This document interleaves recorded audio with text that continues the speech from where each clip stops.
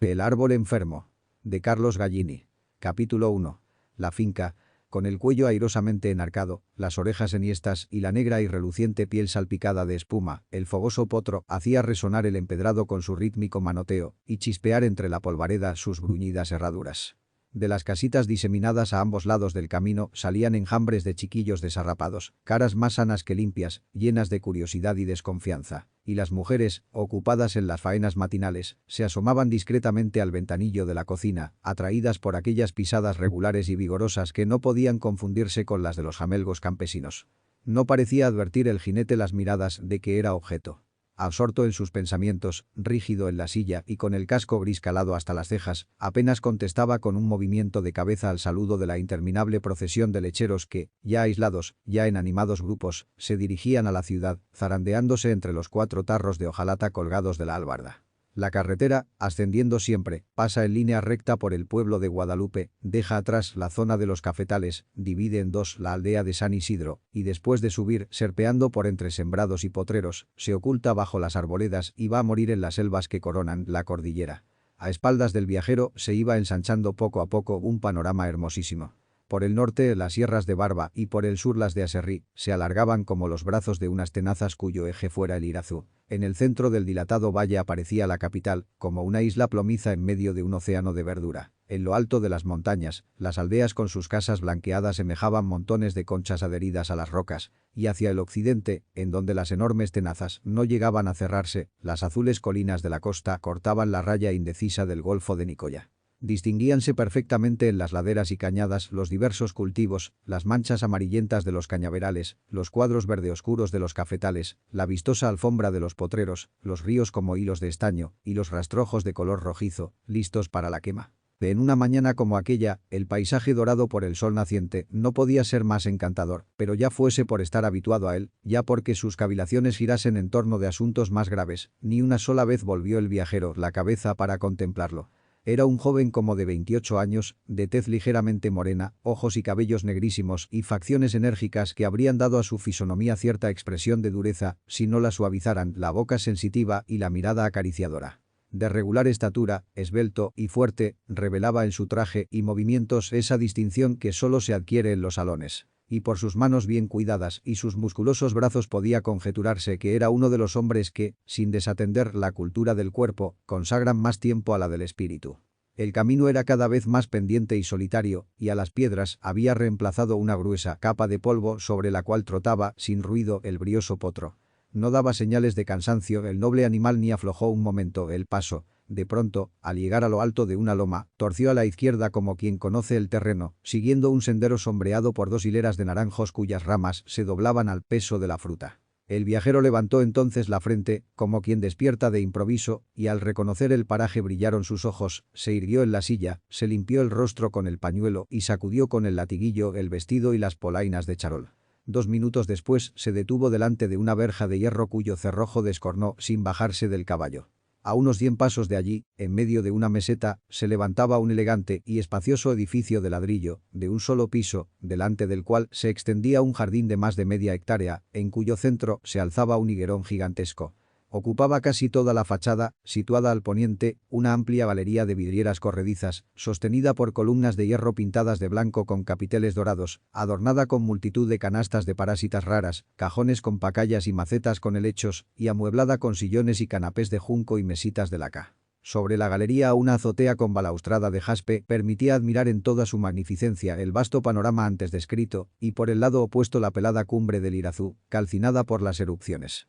Veíanse detrás de la casa otras construcciones más modestas, las cuadras, establos y demás dependencias de la quinta, y, más lejos, colinas y planicies cubiertas de lozanos pastos. El joven echó pie a tierra cerca de la escalinata de mármol de la galería y un criado acudió presuroso para llevar el caballo a la cuadra. «Dile a Fermín que no bañe a Menelica hasta que se refresque», dijo el recién llegado. Y luego, viendo cerrada la puerta de la galería, añadió: «¿No se ha levantado la familia?» «La niña Margarita creo que no», respondió el mozo mientras quitaba el freno al potro. «Pero doña Virginia está en el comedor. ¿Quiere que le avise?» «Mejor no le digas nada, pues voy a quedarme un rato en el jardín». «¿Y don Rafael?» «Anda viendo la finca con un extranjero». «¿Un extranjero?» «Sí, un señor que llegó a pie hace un rato». El mozo se alejó con el caballo, y el caballero, después de vagar un momento por las enarenadas callejuelas, se sentó dentro de una glorieta, sacó del bolsillo una cartera y un lápiz y se dispuso a escribir. Imposible es pensar en sitio más delicioso que aquel bien cuidado jardín con sus macizos de rosales de todas las variedades imaginables, sus arriates poblados de claveles, azucenas y jazmines, con cenefas de violetas y geranios en medio de los cuales se erguían de trecho en trecho camelias blancas y rosadas, lirios y nardos de exquisito perfume. No se oía otro ruido que el lejano bramar de las vacas, el chapoteo de los surtidores de dos fuentes rústicas en cuyas puras aguas bullían 1000 pececillos rojos, y el zumbido de las abejas y moscardones que acudían en bandadas a disfrutar del banquete que allí les brindaba la naturaleza auxiliada por el arte. El matinal visitante escribía a ratos, luego soltaba el lápiz y movía maquinalmente los labios, y de cuando en cuando dirigía la mirada a las ventanas de la casa, cuyos postigos continuaban cerrados. De pronto crujió cerca de él la arena y oyó una voz que decía: ¿Tú aquí tan temprano? Volvió vivamente la cabeza y se encontró enfrente de dos personas. Una, la que había hablado, era un hombre como de 60 años, alto, enjuto, de nariz aguileña y de fisonomía que recordaba la de los antiguos caballeros castellanos. Tenía el pelo y el bigote enteramente blancos y vestía largo gabán gris con gorra del mismo color. Su acompañante era un joven de elevada estatura, colorado y robusto, enteramente afeitado, de cabello rubio y grandes ojos azules, ejemplar magnífico de la raza sajona.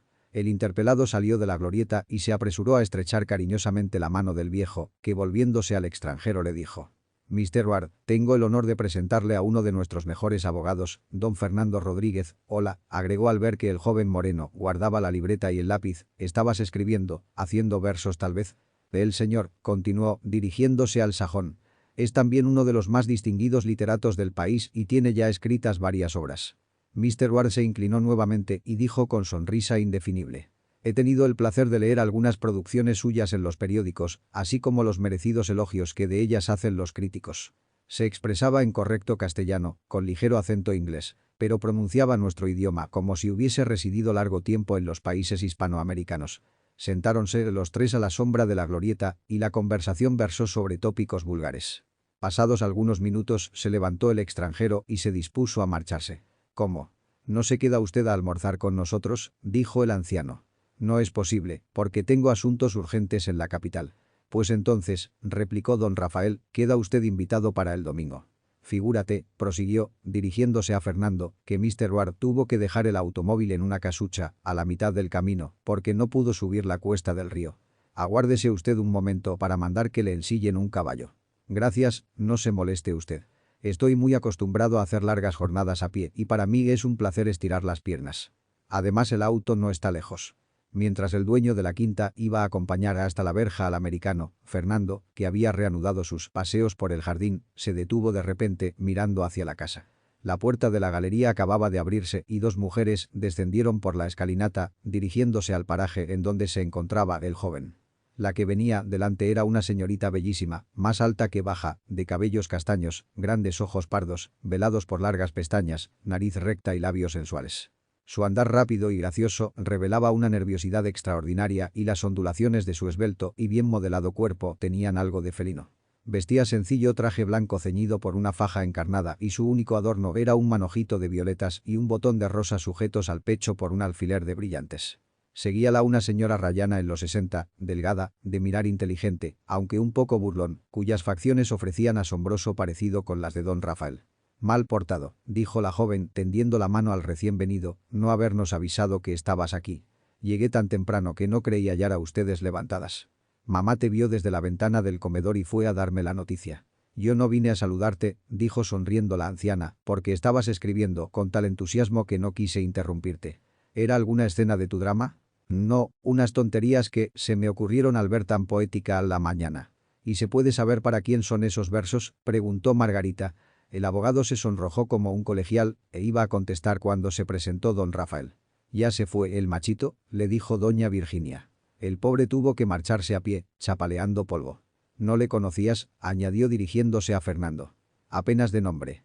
«¿Esta es la primera vez que viene?». «No, me ha hecho 3 visitas en esta semana. Está empeñado en que le venda la Ceiba, la finca que tengo en Nicoya. ¿Te acuerdas?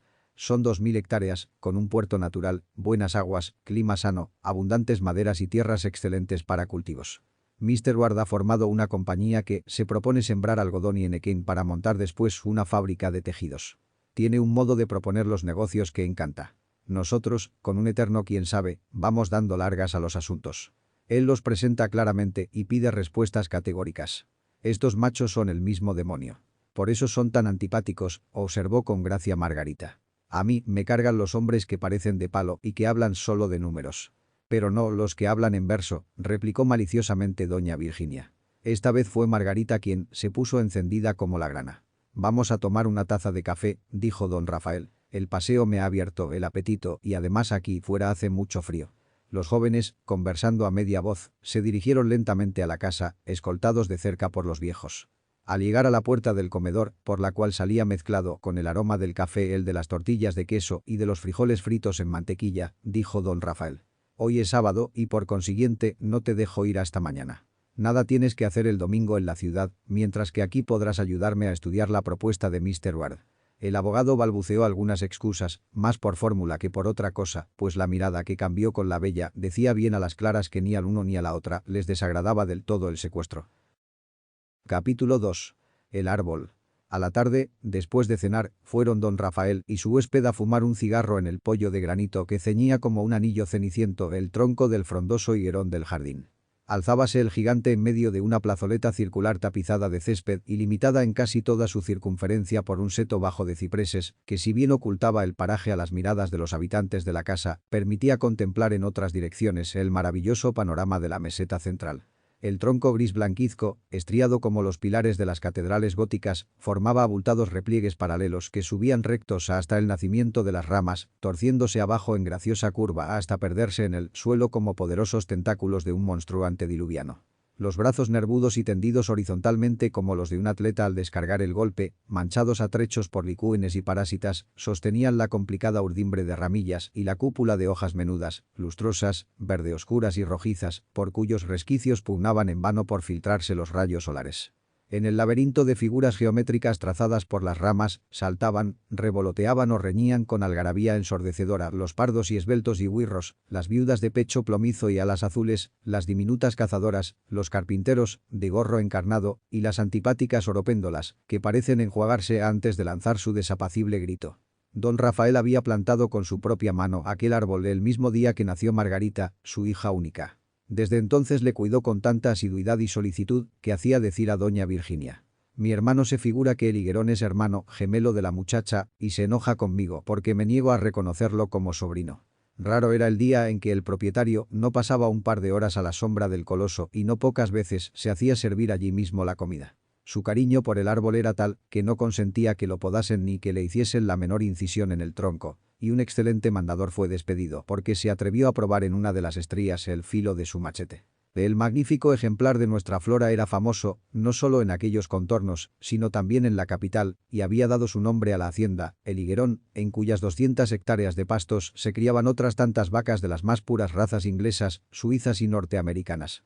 Don Rafael Montalvo, hijo de uno de los agricultores más acaudalados del país, había en su juventud seguido los cursos del antiguo colegio de Cartago, pero comprendiendo que no cuadraba a su temperamento aquella diligencia perezosa de los estudios que hizo a Hernán Cortés abandonar los suyos, dejó las aulas para dedicarse, no a conquistar tierras con la punta de la espada, sino a fecundarlas con la reja del arado. Bajo su experta dirección e inmediata vigilancia, las fincas adquirieron un valor inmenso y sus productos gozaban de merecida fama en los mercados nacionales y extranjeros. Casó, ya en edad madura, con una distinguida señorita de San José, que murió 3 años más tarde, al dar a luz una preciosa niña, de cuya crianza se encargó doña Virginia, hermana gemela de don Rafael. No por habitar en el campo la mayor parte del año, dejaba de interesarse don Rafael por lo que ocurría en el resto del mundo. Recibía numerosas visitas, particularmente los domingos, estaba suscrito a varias revistas europeas, e iba, al comenzar las lluvias torrenciales de septiembre, a pasar 2 meses en la hermosa casa que tenía amueblada en la capital, en donde frecuentaba los teatros y tertulias. Sus ratos de ocio, que no eran muchos, los empleaba en leer o en oír a su hija cantar o tocar el piano. Su biblioteca, aunque no muy rica, era selecta, y en ella figuraban en primer término los clásicos españoles, en particular los místicos y dramáticos, a quienes don Rafael ponía por encima de todos los escritores del mundo, sin permitir que le nombrasen siquiera a los poetas modernistas, cuya literatura calificaba de inmoral, artificiosa y ridícula. y precisamente por encontrar cierta analogía entre el actual culteranismo y los alambicamientos calderonianos, el autor de La vida es sueño no gozaba de todas sus simpatías. Leía y releía, en cambio, a Cervantes, aunque por falta de conocimientos filológicos no siempre lograba penetrar en las reconditeces de sus obras, inagotables minas de sugestivos pensamientos, y sabía de memoria no pocas escenas de las admirables comedias de Ruiz de Alarcón, en cuyos personajes, dechados de magnanimidad e hidalguía, veía sin duda reflejarse la imagen de sus propios sentimientos. Porque don Rafael Montalvo era el tipo más acabado del antiguo caballero costarricense. Poco instruido, pero sagaz y prudente. Religioso, pero no fanático, espléndido, pero no manirroto, honrado a carta cabal, intransigente con el ocio, la mentira, el vicio y la deshonestidad, fiel a su palabra, puntual en sus compromisos, patriota sin declamaciones, valiente sin jactancia, cortés sin adulaciones y respetuoso sin servilismo. Doña Virginia, como todas las hembras de su tiempo, no había recibido más instrucción que los rudimentos de la escuela primaria, mas suplía las deficiencias de su bagaje intelectual con frecuentes lecturas, con su ingénita perspicacia, la profundidad de su observación, la agudeza de su ingenio, y sobre todo con un buen humor que ni la prolongada soltería ni los años habían logrado agriar. Su ferviente devoción no le impedía ser tolerante con los descreídos ni acompañar a su sobrina, a quien llamaba hijita, a bailes y tertulias, en donde mozos y viejos le hacían rueda, atraídos por los donaires de su conversación. Comentábanse de casa en casa sus bromas y ocurrencias, y su llegada animó muchas veces lánguidas reuniones. En una de estas, preguntóle un petimetre: «¿Qué opina usted de la falda pantalón, doña Virginia?». Y ella respondió al punto: que en una época en que los hombres usan corsé, polvos de arroz y colorete, nada de extraño tiene que las mujeres llevemos los pantalones. Margarita era una criatura adorable por su belleza, gracia natural e ingenua coquetería, mas si por la línea paterna había heredado algunas de las nobles prendas que caracterizaban a los Montalvos, a la materna debía un temperamento en extremo nervioso que se revelaba en la vivacidad de sus movimientos y en una desigualdad de humor que desorientaba a cuantos la conocían. Algo impulsiva, un poco mudable en sus afectos, pasaba fácilmente de la risa al llanto, se enternecía a veces sin motivo, a veces permanecía impasible ante una escena dolorosa. En el colegio en donde se educó era célebre por sus travesuras y por el considerable número de novios, estudiantes como ella, a quienes hizo rabiar con su inconstancia. Su condición veleidosa solo vino a modificarse algunos años más tarde, cuando conoció en un baile a Fernando Rodríguez, cuya gallarda presencia, exquisito trato y sólida conversación la cautivaron, impresionando agradablemente también a doña Virginia, enemiga sistemática de todos los pretendientes de su sobrina. Fernando, hijo único de una viuda riquísima, hizo en Bélgica sus estudios profesionales, pero el mismo año en que coronó su carrera de abogado tuvo la indecible pena de recibir la noticia de la muerte de su madre. Más por complacerla que por vocación se había dedicado al foro, pues su naturaleza sensitiva le inclinaba a las artes y, en especial, a las letras, y como sus cuantiosas rentas le permitían vivir con desahogo, consagraba más tiempo a las musas que a los códigos, y su bufete era frecuentado más por los hombres de pluma que por los clientes.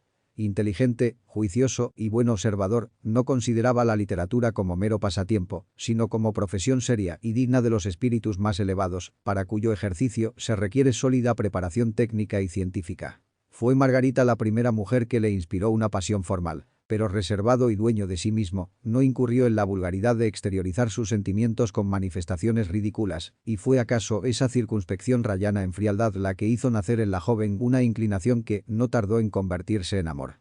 Obsérvase con más frecuencia la atracción de los caracteres opuestos que la de los semejantes, como si la ley de equilibrio que rige el mundo físico trascendiera también al moral. No dejaba de inquietar a Fernando el humor caprichoso de su amada, que atribuía al excesivo mimo y libertad con que se había criado. Por eso, cuando se hizo presentar en la casa, insinuó su intención de visitar como simple amigo para tener ocasión de tratarla de cerca antes de formalizar su petición. Parecióle a don Rafael muy acertado el proceder del pretendiente, de quien tenía los mejores informes y a quien no encontraba más tacha que la de ser algo idealista y no pensar en acrecer su ya considerable herencia. Así y todo, el opulento agricultor no tardó en querer entrañablemente al abogado y en poner en sus manos todos sus asuntos judiciales. Y como éste iba a la quinta una vez por semana, el buen viejo aprovechaba la coyuntura para charlar horas enteras sobre sus autores favoritos, a quienes por este motivo detestaba cordialmente Margarita. Aunque los dos ancianos tenían plena confianza en la corrección de Fernando, los jóvenes casi nunca se veían libres de la compañía de don Rafael, y menos aún de las miradas inquisitoriales de doña Virginia, la cual transigía con muchas cosas, pero nunca con la moderna costumbre de dejar solitos a los novios. Cuando su hermano, más liberal que ella, la reprendía por su incesante vigilancia, doña Virginia respondía invariablemente: «Quien quita la ocasión, quita el peligro», o entre santa y santo, pared de cal y canto. Pocas tardes tan hermosas como la de aquel sábado. La transparencia del aire, muy común en nuestro clima, permitía distinguir a simple vista el perfil de los edificios de la ciudad lejana y los contornos de los árboles que coronaban las crestas de las cordilleras, destacándose sobre el fondo brillante del cielo como negros jeroglíficos. El sol comenzaba ya a esconderse detrás de los cerros de la costa y su enorme globo rojo parecía flotar en un lago de plomo fundido. Por encima de la valla de cipreses recorría don Rafael con sus gemelos el majestuoso paisaje. Doña Virginia, sentada en un banco rústico, hacía calceta. En el poyo que circunvalaba el higuerón, los dos jóvenes charlaban en voz baja. «¿Cómo van los ensayos de tu drama?» «Muy adelantados. Mañana circularán los anuncios del estreno, que será el sábado, dentro de 8 días. ¿Irás a verlo?» «Claro está. Iremos todos los de casa, hasta Fermín. Pero dime, cuando vas al escenario te pones a conversar con las cómicas, ¿verdad? Dicen que hay dos muy bonitas». «Bonitas o feas, solo hablo con ellas para hacerles alguna observación sobre la interpretación de los papeles. Cuando pienso en eso, me pongo de un genio. También me tienes disgustada porque no has querido contarme el argumento de tu obra. Si lo supieras anticipadamente, te parecería peor de lo que es al verlo en escena». Iba a protestar Margarita cuando se acercó su padre, exclamando: «¡Qué binóculos tan buenos! No puedes haberme hecho regalo mejor, Fernando. Se ve perfectamente el tren de Limón cuando llega a San José y también el tranvía de Guadalupe. ¿A que no adivinas en qué estaba pensando? En que ambas empresas, como otras muchas del país, están en manos de extranjeros». «Por desgracia es muy cierto, pero nosotros tenemos la culpa», dijo Fernando. «Nadie quiere arriesgar una parte de su dinero en empresas de ninguna especie, y luego murmuramos porque los forasteros se enriquecen a costa nuestra». «Eso no reza conmigo», respondió algo amoscado don Rafael, «pues te consta que en varias ocasiones he propuesto a mis amigos que formemos compañías para explotar productivos negocios y nadie ha querido secundar mi idea». Precisamente lo decía recordando sus fracasados proyectos. «Ah, si en el país hubiese siquiera una docena de capitalistas que pensaran como usted, otra sería la suerte de nuestra patria. Qué envidia me dan esos machos emprendedores que no se asustan por nada y todo lo hallan fácil y hacedero», dijo don Rafael, guardando en la funda los gemelos. «Ahí tienen ustedes a ese endiablado Mr. Ward, que antes de hacerme propuesta por mis terrenos de Nicoya, fue a verlos, los recorrió en todas direcciones, examinó los caminos y el fondeadero y sacó copia del plano. ¿Sabes lo que me dijo esta mañana? Tengo hechos todos mis cálculos. 6 meses después de firmada la escritura, estará construida la línea férrea e instalada la maquinaria, y dentro de un año venderemos las primeras telas. ¿Qué te parece?». Fernando guardó silencio breve rato y luego dijo gravemente: «Amo entrañablemente a mi patria y por lo mismo desearía que fuera la más moral, próspera y feliz de las naciones. Para realizar ese ideal es menester empeñarse en corregir los vicios de nuestro carácter con enérgicos remedios. Ya que no puedo aspirar a tanto, me contentaré con denunciar los males, utilizando la literatura como instrumento para llevar mi idea a la conciencia del pueblo. Pues, como dice Faget, no es patriota el que no muestra con el dedo las llagas de que sufre su patria. Es una tarea ingrata a la que me propongo, lo sé, pero sabré realizarla con firmeza, como un deber sagrado. Mi primer drama tiene por argumento uno de nuestros más funestos vicios, el lujo». «¿Y qué título le has puesto?», dijo don Rafael. «Al borde del precipicio». Comenzaba ya a cerrar la noche y todos se levantaron para volver a la casa. De camino, don Rafael, que se había quedado atrás con el abogado, le dijo: «¿Quieres que te dé un consejo? No te metas a Redentor. A nadie le agrada que le echen en cara sus defectos y mucho menos a los ticos. Así somos y así seremos siempre.